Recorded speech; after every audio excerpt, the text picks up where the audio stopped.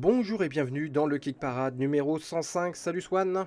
Salut Erwan, bonjour à toutes et à tous. Et aujourd'hui, on fête quelque chose de spécial sur la chaîne, Eh oui, puisqu'on a eh oui, atteint eh oui. nos 3000 abonnés depuis le temps Voilà. qu'on les réclame.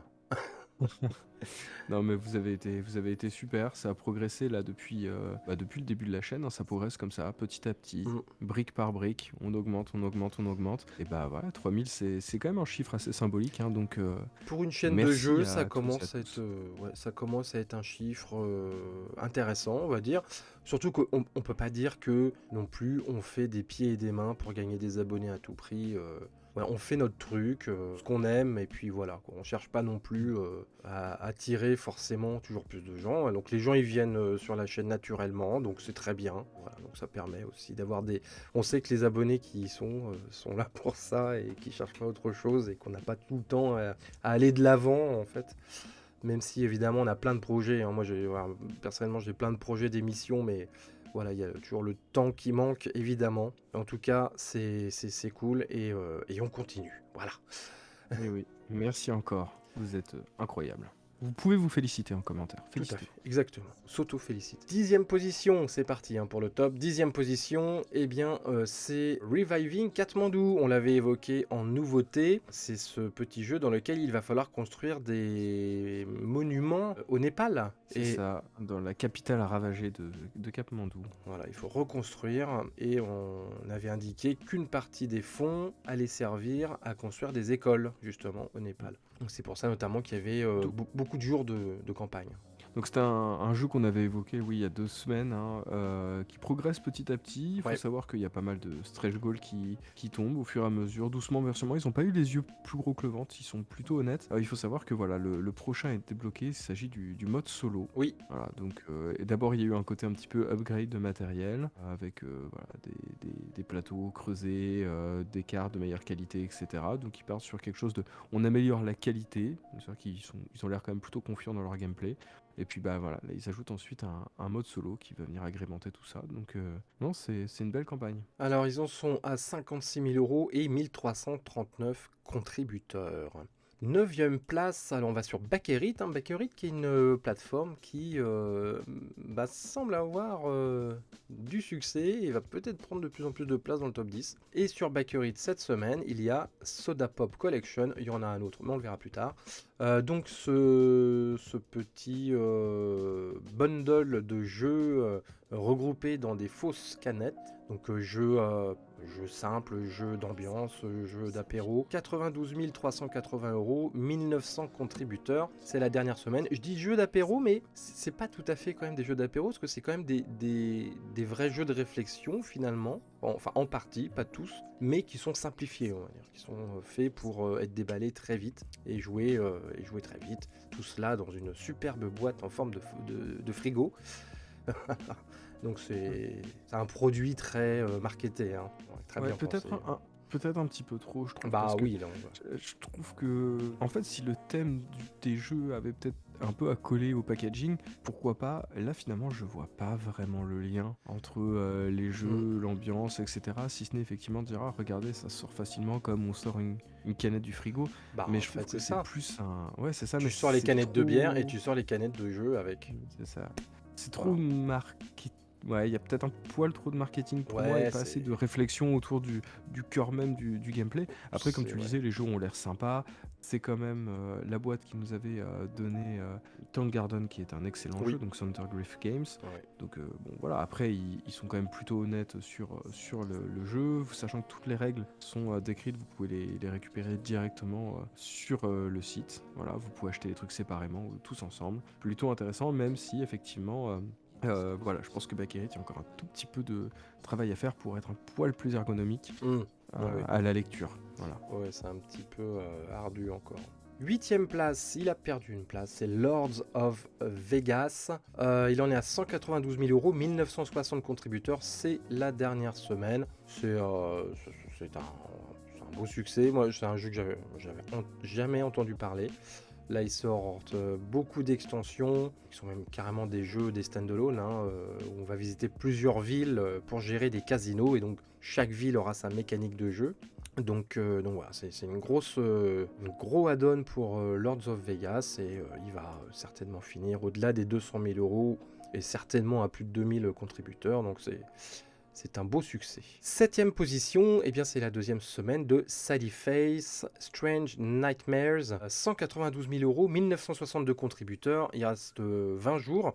Donc c'est un jeu tiré d'un jeu vidéo, avec des graphismes un petit peu naïfs, un petit peu enfantins, mais il faut pas s'y tromper, derrière c'est une histoire un peu morbide de fantômes, de démons. Cette semaine ils ont fait un concept, ça s'appelle les Strange Box, je sais pas si tu as vu ça dans la campagne. Si, oui, j'ai suivi ça, ouais. Donc faut savoir, on l'avait dit la semaine dernière, c'était les gens qui avaient fait le jeu société là, Isaac, qui avait cartonné, où c'était en fait ils vendaient plus de mugs et de t-shirts que le jeu en lui-même. C'était une vraie galerie marchande de trucs. Et la semaine dernière on s'est dit ils ont été un peu plus timides. Et ben que nenni, hein. Je sais pas si t'as vu cette semaine là, ils ont rajouté, ça il y a tout. Il y a les t-shirts, les pins, les cartes, les machins, les figurines, les mecs ça y est, hein, ils ont été rattrapés par leurs vieux démons, c'est sans jeu de mots.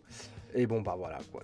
Et donc les Strange Box, c'est un peu des boîtes surprises où vous allez avoir plusieurs de ces goodies en plus du jeu. Bon. Ouais. C'est le genre de campagne, ça me rappelle vraiment effectivement ce qui s'est fait sur Isaac. À descendre, scroller tout en bas de la page, t'as l'impression de faire un Paris-Bordeaux, quoi. Le truc, c'est un truc de fou. Mais effectivement... À dos de mulet. Bon, ouais, à dos de mulet. Après, effectivement, le jeu, il a l'air de fonctionner. Au niveau des stretch goals, pareil, il débloque un mode solo et un 5e joueur là, dans le prochain à tomber. Je trouve quand même que... Bon, après, c'est aussi parce que je pense que le jeu a un peu moins de notoriété que The Binding of Isaac, mais je trouve qu'effectivement, il y a eu un démarrage assez fort, mais là, par rapport à la semaine dernière, ça reste quand même... Ouais. Voilà, ça reste quand même relativement timide. Il a gagné 2 places, en fait, mais c'est pas un triomphe non plus. Vu ce qu'ils mettent dans la campagne, ça reste assez modéré pour l'instant. 6e place, c'est une entrée, Riverwild and Ancient Realm. Eh bien, c'est la boîte d'édition de notre cher Jason Tagmayer. Alors lui, il n'arrête pas. Donc Jason Tagmayer, on le rappelle, au début c'était un auteur de jeux de société, d'ailleurs il doit toujours en faire, mais qui a créé un concept, c'est les petits jeux qui tiennent dans la poche, parce que ce sont des espèces de portefeuilles en fait. Vous les trouvez en boutique d'ailleurs en France maintenant, ça se vend en boutique. Et ça fait ça va faire 1 an et demi qu'il fait ça. Et tous les 3 mois on en a. Voilà. Il y a même un abonnement, vous pouvez vous abonner et recevoir vos jeux comme ça. Et donc là, il nous propose 2 nouveaux jeux, donc Riverwild, donc c'est une espèce de puzzle game dans lequel il va falloir agencer des paysages de manière harmonieuse. Et vous avez Ancient Realm, ou Realm plutôt, pardon, on va encore me reprendre, qui est un mini-jeu de civilisation qui reprend les codes des jeux de civilisation. Il va falloir que vous gériez vos merveilles, vos ressources, mais dans une version poche. Voilà. D'ailleurs, moi je suis peut-être un peu plus attiré par ce second jeu que sur le premier. Le premier est somme toute assez sympa, mais c'est vrai que le deuxième, je trouve que on ressent assez facilement en fait le potentiel du jeu. Ce qui n'est pas tant le cas du premier. Et souvent d'ailleurs chez les jeux de Jason Tagmayer, qui sont au demeurant très bien, les retours qu'on a sont quand même, pour ce type de composants, ce style de jeu-là, globalement les retours sont toujours très très positifs. D'ailleurs, on voit que le public répond présent tout de suite. 38 000 euros et 2000 contributeurs, c'est juste pour dire, vas-y, je t'en prie. Ouais, non mais voilà, c'est vrai que des fois tu regardes les jeux, tu fais j'ai un peu du mal à voir où va être le potentiel, etc. Et là je trouve que dans celui-ci on ressent très très vite comment le jeu peut jouer, quel combo tu vas pouvoir faire, etc. Et je trouve que c'est quand même assez fort en quelques images de réussir à faire ressentir la profondeur du gameplay, quoi. Surtout avec un jeu aussi minimaliste. Voilà, et faire un jeu de civilisation minimaliste comme ça, c'est un vrai challenge. Donc c'est vrai qu'il y a une certaine curiosité à savoir comment ils se sont débrouillés pour le faire. 5e place, eh bien c'est Alice is Missing qui a perdu 2 places par rapport à la semaine dernière. Ce sont ses derniers jours, il aura fait quand même un beau parcours. Il a passé le cap des 3000 contributeurs, 158 000 euros pour cette suite de Alice is Missing. Un jeu qui mélange jeu de rôle, jeu d'enquête, qui se passe par les SMS, On en a déjà pas mal parlé, et donc voilà, donc ils vont finir sur un beau score. On verra bien si le film, puisqu'ils ont signé avec la Paramount apparemment sur le concept, pour adapter le concept du jeu en film, on verra bien si le film voit le jour dans ces prochaines années. Je pense que le temps que ça se développe, et que si ça se fait, ils vont avoir le temps de développer une deuxième extension pour Alice is Missing, je pense. Ce sont C'est des clair. processus assez lents. Hmm. Bon, Quatrième, après, pardon. ouais, juste pour conclure, parce que c'est quand même une campagne qu'on a suivie sur plusieurs semaines, donc il y a eu quand même un sacré démarrage. Effectivement, on sent que c'est un jeu qui a son public, les gens ont répondu présent, etc. Par contre, la campagne en elle-même, elle était un petit peu timide. Je trouve que ça manquait un petit peu de mise à jour. Bon, encore une fois, c'est une campagne qui reste quand même très honnête sur les moyens qu'ils vont mettre en œuvre, surtout sur ce style de jeu. Mais effectivement, assez vite en termes de stretch goal, on est plus passé sur des goodies autour du jeu plutôt que des choses qui vont venir agrémenter le jeu en tant que tel. C'est un choix, et effectivement, comme c'est un jeu qui va plus s'approcher du jeu de rôle, bah, je peux comprendre que tu passes pas forcément sur ce style d'éléments. Mais bon, après, on voit aussi comment les campagnes de livres de jeux de rôle elles fonctionnent à fond. Et effectivement, je pense que ouais, il y avait peut-être 2-3 leçons à retirer de ce qui se fait à côté. Parce qu'effectivement, je trouve que sur une campagne aussi longue, bah, c'est quand même une campagne qui a manqué un poil de dynamisme. C'est vrai qu'elle était un peu terne, cette campagne. Quatrième place, et on retourne sur Bakerit. C'est pour ça que je dis que Bakerit, ça va peut-être prendre de l'importance. Avec une entrée, c'est Sentinels of the Multiverse Desperation Expansion. Alors Sentinels of the Multiverse, je crois que c'est au moins la troisième fois, voire quatrième fois qu'on évoque une campagne de ce jeu. En fait, c'est un univers de super-héros qui a été inventé de toutes pièces il y a plusieurs années, et je crois qu'à l'origine c'était un jeu de rôle. Après, ils l'ont transformé en une espèce de jeu de cartes, de deck building. Et depuis, ils font beaucoup d'extensions, beaucoup, et ça cartonne, la preuve. Il vient d'arriver le jeu, 267 000 euros et 3200 contributeurs, et il reste un mois. Donc j'ai l'impression que plus ils font de campagne, plus ça a du succès, Sentinels. Ouais, bah, ça montre que ça doit être une gamme qui doit monter en puissance, hein. Bon, ce qui est assez marrant, c'est de voir qu'effectivement Bakerit maintenant c'est devenu la nouvelle plateforme favorite de Greater Than Game, parce qu'on on avait vu leur précédente campagne là, qui était la nouvelle extension de Spirit Island qui avait été proposée sur la même plateforme. D'ailleurs, c'était peut-être, en tout cas pour nous, mais peut-être pour beaucoup d'entre vous, c'est aussi comme ça qu'on avait découvert la plateforme, hein. Je pense que c'était vraiment la campagne de Spirit Island qui a un peu mis le plein feu sur cette nouvelle plateforme. Donc là, effectivement, visiblement, c'est ici qu'on va trouver les jeux de Greater Than Games. Bon, après, comme toujours, ce genre de campagne permet aussi de refaire le plein si vous avez manqué des campagnes de cette gamme, hein. Sur Donc, cette gamme, ça va être, tu peux faire le plein, hein. Si t'as rien, tu peux dépenser ton salaire, je pense. Il y a beaucoup de choses. Mais alors du coup, moi, plus je vois les extensions de Sentinels, plus j'ai envie d'essayer le jeu. Il a l'air cool, ce jeu. Moi, je suis de plus en plus attiré par les jeux de cartes comme ça. L'univers a l'air assez réussi, donc après, il faudra essayer le jeu mécaniquement parlant, mais ouais, ça donne envie. Enfin, en tout cas, si vous avez joué à Sentinels, le jeu de cartes, dites-le nous, hein. Dites-le nous. Alors, information importante, hein, sur la campagne, il faut vous mettre en garde. Il ne livre pas en Antarctique. C'est marqué, hein. C'est marqué en gros au bas de la page. Nous ne livrons pas en Antarctique. Donc si tu écoutes cette émission d'une station scientifique en Antarctique, sache que tu ne backes pas le jeu, tu ne pourras pas le recevoir. Je te propose plutôt de jouer à The Thing, The Board Game, qui est beaucoup plus fluff, hein, avec ta situation actuelle. C'est pour la boutade, mais c'est toujours rigolo de voir une campagne où ils disent, nous sommes désolés, nous ne livrons pas en Antarctique. Bah oui, on s'en doute, quoi. Enfin bref, ouais, c'était rigolo, ça m'a fait marrer. Ouais. Allez, avant de passer aux 3 premiers du top 10, petit détour traditionnel par les nouveautés de la semaine. Alors je vais commencer avec un double jeu d'une petite édition, enfin une petite maison d'édition très indépendante qui s'appelle Dr. Finn's Game sur Kickstarter. Ça s'appelle Alpajaras, où il va falloir gérer vos cultures de fruits dans l'Espagne médiévale, mais sous forte influence musulmane, évidemment. Et Fisheries of Gloucester, qui lui se passe au 19e siècle, et là il va falloir gérer votre pêche, ça parle de pêcheurs. Donc c'est des jeux avec un matériel assez minimaliste, parce que c'est pas une grosse boîte d'édition, mais ils ont fait déjà pas mal de jeux, ils ont toujours un peu de succès. Là ils en sont à 252 contributeurs, mais il reste une quinzaine de jours, 13 000 euros. Et là où ça m'a un peu interpellé, c'est que je suis persuadé d'avoir vu la preview de cette campagne sur GameFound, il y a pas plus tard que 2 semaines.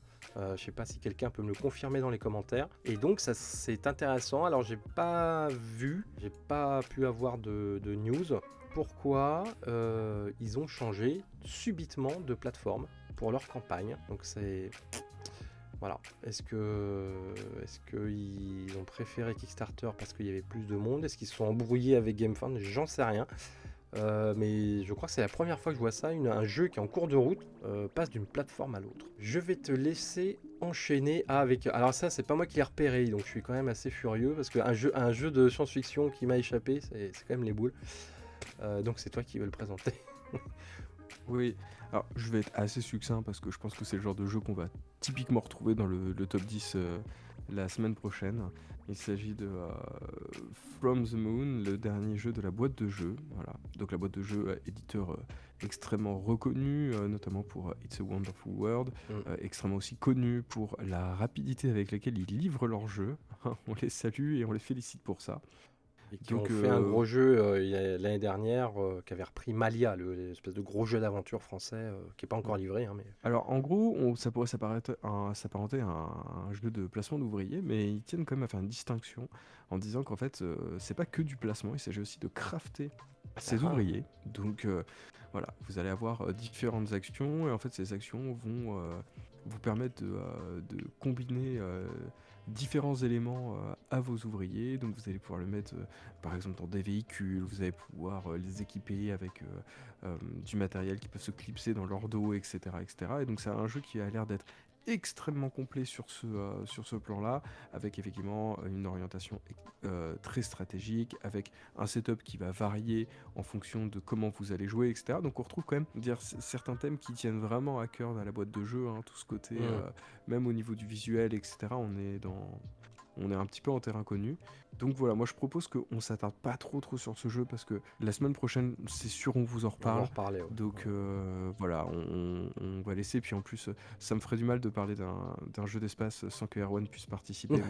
Moi, ça me fend le cœur. En tout cas, j'aime beaucoup les petites figurines Rover, je les trouve très cool. Et je note que pour jouer, pour participer au design de ce jeu, il faut être obligatoirement barbu. Parce qu'à la fin, il y a la photo de l'équipe qui a participé au jeu, ils sont tous barbus. Sauf une personne, parce que c'est une fille. Hein. Mais donc voilà, donc je vois qu'il y a un petit peu de discrimination à la boîte de jeu, t'es obligé d'être barbu pour bosser chez eux. D'accord, on a compris. Ok, j'enchaîne vite fait avec 2 jeux d'affrontement, enfin on peut même dire 2 jeux d'arène. Le premier c'est Inaros Fallen, 10 000 €, 186 contributeurs, donc il démarre correctement, il reste 20 jours, parce qu'en plus c'est un petit jeu. Donc ce sont des combats de chaman sur un plateau. Donc c'est un peu en 2 phases. Tu as un côté parcours où chacun va partir de son côté et on va aller sur des chemins, mettre des tuiles. Et du coup, ça va engranger des pouvoirs, faire gagner de l'énergie, faire gagner... Enfin voilà. Vous allez en gros vous stuffer sur un parcours que vous allez vous-même choisir. Donc c'est à vous de choisir un peu votre chemin, votre propre développement de votre chaman. Et à la fin, à la fin, ou pas hein, d'ailleurs, hein, ou très vite, vous allez rencontrer les personnages adverses qui eux aussi se seront stuffés sur leur parcours. Et donc le bouquet final, c'est un grand fight de chaman plein de pouvoirs. On remarque aussi on en avait parlé, on l'avait évoqué, qu'il y avait de plus en plus de composants de jeu qui pouvaient s'emboîter ou se clipser. Hein, vous voyez ça de plus en plus dans les campagnes. Et bien là, on en a encore la preuve avec cette petite figurine sur laquelle vous allez pouvoir mettre votre petit masque. Et à un moment donné, dans le jeu, quand vous passez une certaine étape de votre personnage, vous pouvez insérer sur la figurine une espèce de masque un peu de chaman. Et voilà. Et donc il y a un mode solo aussi où vous allez combattre des sbires, hein, une mécanique à part qui a été inventée pour le solo. Ça a l'air assez simple, mais ça a l'air plutôt efficace dans le style. Alors faut aimer les ambiances pastel, hein, parce que le jeu est très pastel. Mais bon, à voir. Et deuxième, j'en profite, hein, parce que c'est un peu la même thématique, donc j'enchaîne. Deuxième jeu d'affrontement, c'est Fatal Knockout, qui lui démarre pas très bien, il a 83 contributeurs, bon, il reste 18 jours, donc peut-être qu'il va rebondir. Alors là, c'est carrément un hommage aux jeux d'arcade des années 80 et 90, style Street Fighter. C'est même imité sur le plateau de jeu, parce qu'il n'y a pas vraiment de plateau, c'est la boîte qu'on ouvre, et qui peut ressembler un peu à l'objet hein, du jeu d'arcade. Et au milieu, vous avez vos personnages qui sont de profil, et vous allez, à coup de cartes, faire des combos hein, d'enchaînement de coups de tatane. Et donc voilà, donc c'est des enchaînements de cartes pour symboliser les coups de pouce sur la manette. Donc voilà, bon, écoute, c'est pareil, il faut voir comment ça tourne. Alors ce qui est sympa, c'est que ils ont organisé un petit tournoi pendant la campagne, donc vous pouvez voir sur YouTube les matchs de Fatal Knockout. Je pense que c'est surtout entre les designers et puis les potes des designers hein, pour faire ça, c'est pour faire la pub pour la campagne, mais du coup on peut voir je sais pas si le jeu fonctionne bien ou pas. C'est filmé sur Tabletop Simulator, donc c'est assez clair. Et voilà, donc Fatal Knockout pour 18 jours. Je te laisse enchaîner. Toujours, oui, on finit toujours sur Kickstarter, avec deux dernières nouveautés sur Kickstarter.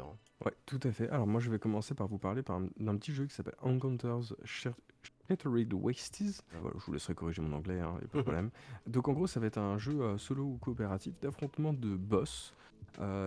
Qui reprend une esthétique un petit peu 16 bits hein, sur les personnages, mais pas forcément sur les cartes, ce que je trouve plutôt sympa, parce qu'il y avait le côté un petit peu livré de jeux vidéo versus le jeu vidéo en tant que tel. Donc voilà, l'hommage, je trouve qu'il est plutôt bien rendu.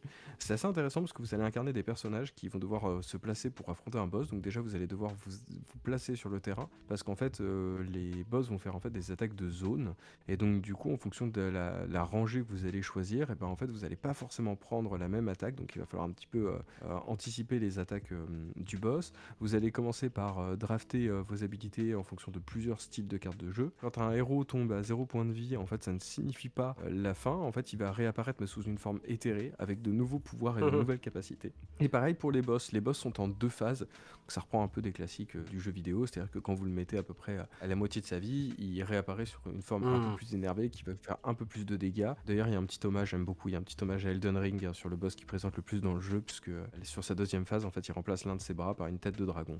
Donc celles et ceux qui ont joué à Elden Ring, voilà, vous voyez très bien à quoi je fais référence.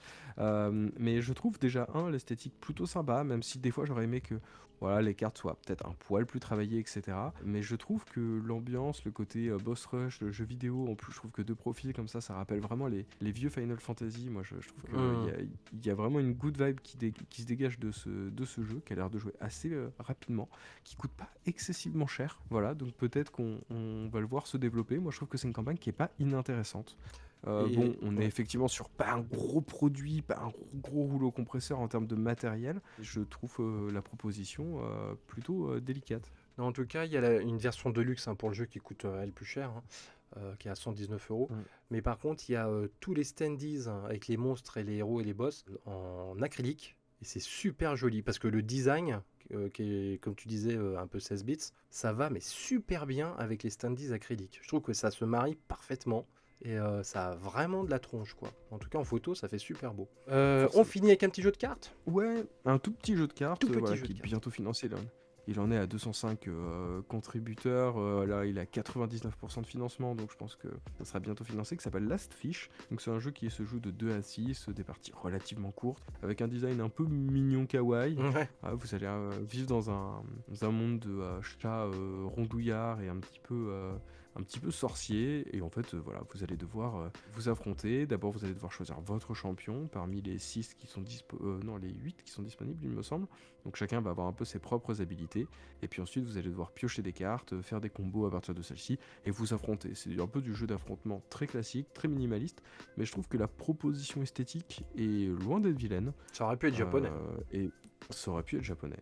Mais voilà, moi ce que j'aime bien c'est en fait voilà, je trouve qu'on est sur une semaine où les jeux n'ont pas les yeux plus gros que le ventre. Ouais, je suis Et d'accord. du coup, bah, je trouve ça plutôt confortable, parce que là effectivement il y a des gros projets qui vont arriver hein, sur la fin du mois. D'ailleurs en parlant de gros projets, bon la semaine dernière c'est tombé juste après l'émission, mais voilà, Cool Mini Arnold a annoncé la prochaine campagne de Zombicide. Ouais. Voilà. Ce qui c'est une suite du Zombicide enfin Dark Fantasy. Ouais. C'est ça, mais sous forme de Tower Defense. Voilà. Ouais. Donc une petite, voilà, ils vont un peu renouveler le gameplay, et avec des personnages qui seront des animaux anthropomorphes. Donc voilà, ils changent un petit peu l'ambiance. Bon, le gameplay légèrement aussi, un petit Tower Defense sous forme de zombicide, pourquoi pas. Mais voilà, on vous en parlera plus au moment de la campagne C'est qui ça. on le sait, va cartonner. C'est du coup de millions. Puis en boutique, il y a une prochaine extension de Zombicide seconde édition qui se passe à Rio aussi, ils l'ont annoncé, hein. Qui arrive en avril dans les boutiques aux US, mais je pense que ce sera pas avant la rentrée en France. Et donc après les nouveautés, eh bien voici les 3 premiers de Kick Parade, les 3 premiers du classement. Alors en troisième position, c'est Nage Contrived, il n'a pas bougé, 339 000 euros, 3661 contributeurs et il reste une dizaine de jours. On en a parlé la semaine dernière, donc vous allez incarner des dieux. Vous allez eh bien vous disputer le pouvoir et les territoires et il va falloir construire des monuments qui sont aimantés d'ailleurs, ils sont assez jolis. Vous avez aussi un système d'énergie, vous allez dépenser de l'énergie, vous avez des énergies de différents types et vous avez, c'est pareil, un petit tableau de gestion que vous allez pouvoir coulisser avec des énergies qui tombent dans une petite, un petit récipient inférieur. C'est un jeu qui ose pas mal de choses au niveau matériel, au niveau composant et ça marche bien, ça séduit les backers. Est-ce qu'il y a quelque chose de nouveau cette semaine dans la campagne? Bah, en fait, on peut dire que c'est une campagne qui, voilà, qui est quand même assez pléthorique en termes de matériel, qui Ah, propose pas non plus 150 stretch goals qui vont rajouter des choses, des choses, puisque de toute manière, déjà en termes d'éléments, c'est assez il y avait déjà pas énormément vraiment. de choses. C'est ça. Donc du coup, ils ont une autre proposition qui est en fait de faire progresser en fait les mises en place, le système de règles, etc. Donc nous, on le voit souvent à travers le développement d'un jeu solo, mais là, par exemple, il y a le prochain stretch goal à débloquer, ça va rajouter 4 pages dans le livret de règles qui vont permettre en fait de faire une variante plus orientée jeu expert.